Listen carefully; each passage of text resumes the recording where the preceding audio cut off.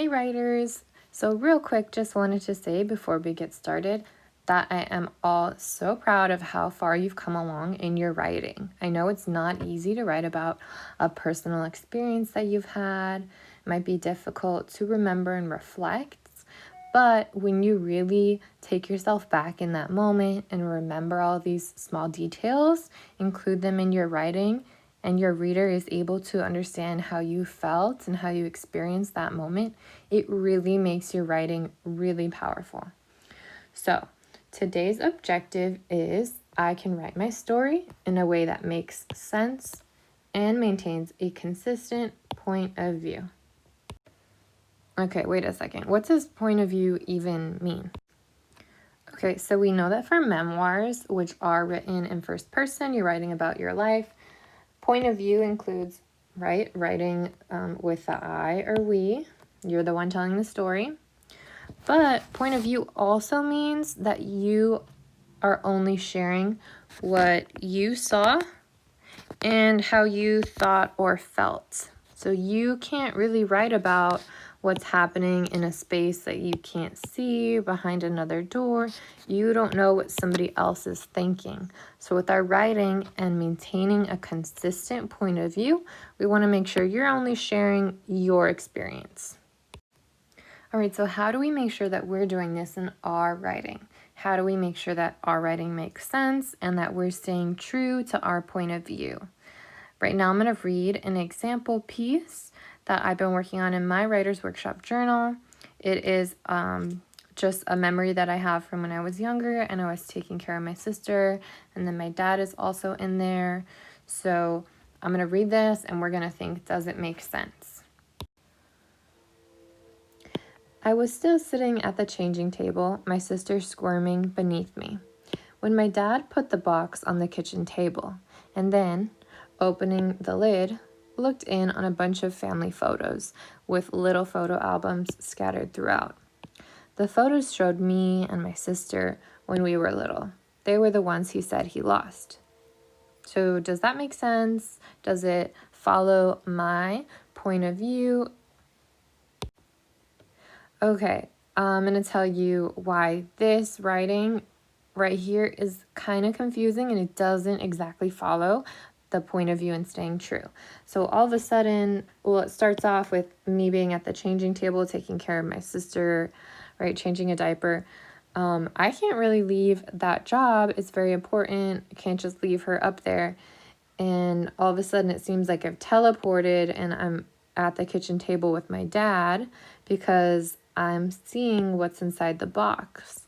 When in reality, if I'm over there taking care of my little sister's diaper and my dad walks in and puts something on the kitchen table, I'm not going to know what's in there. He'll know. Maybe he tells me, but I'm not going to know. I need to make sure that I can remember that moment as it really happened, slow it down, and write it in a way that makes sense, right? Because I didn't know what were the photos until my dad told me. So now that I realized that part of my writing didn't stay true to my point of view, here's how I changed it. I was at the changing table, my sister squirming beneath me, when my dad came into the kitchen and dropped a heavy box on the kitchen table. I heard him rustle about, and then I heard him say, "Unbelievable. I thought I lost these." He looked up from across the room and said, "Remember all those lost photos from our old house? They're all here." So now answer the question, does this writing make sense and does this stay true to the author's point of view?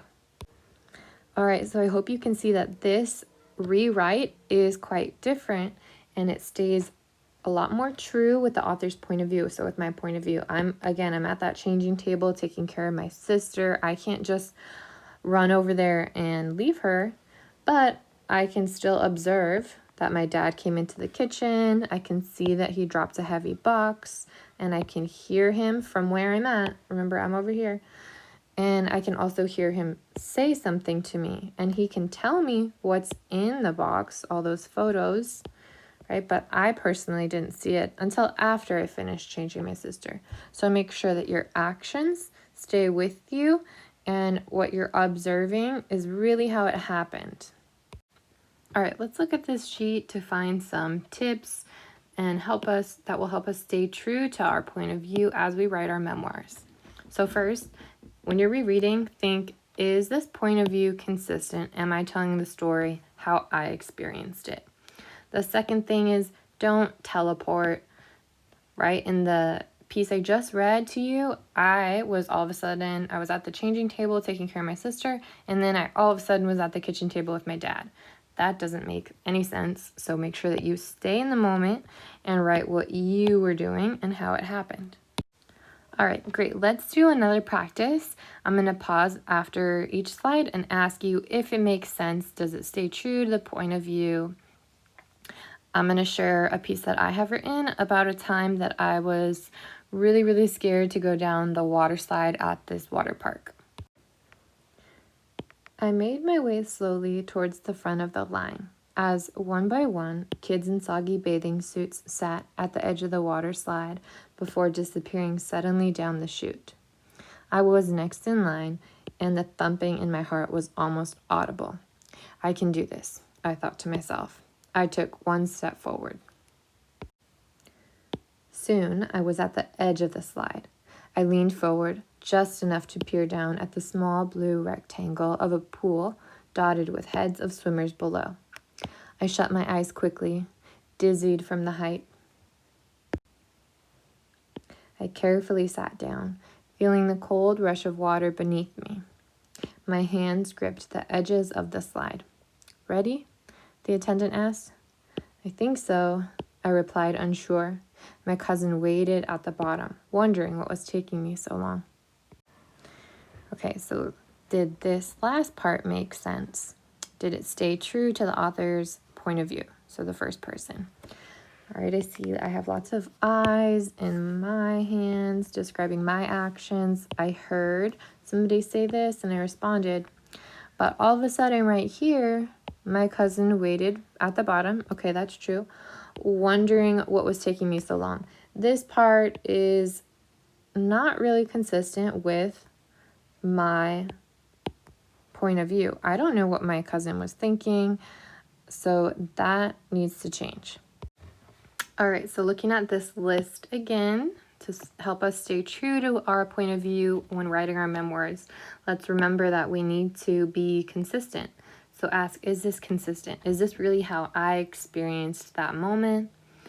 Again, do not teleport. Don't jump around. Make sure that you're explaining the story and explain what you were doing.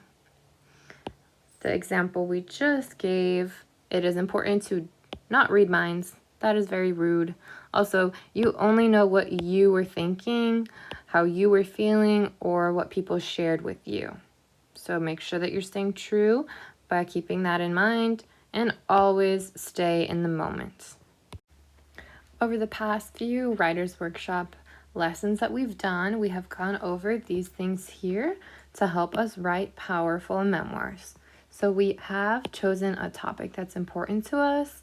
We have focused on that moment, writing with detail, remembering not to summarize, really stretching it out and adding all the little details in there.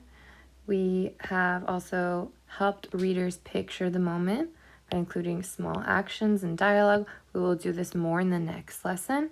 And this lesson we have talked about staying true to your point of view. So really climbing inside that moment and remembering all of the things that happened. Okay, so right now your task is to choose one of the topics that you wrote about. So one of your entries in your Writer's Workshop journal, and choose the one that you're probably going to end up writing about and reread it. Then use a strategy that we just practiced. Ask yourself, is this in my point of view? Were these things that I did, heard, saw? Make sure that you're staying true to your point of view. And then take notes of what needs to be changed.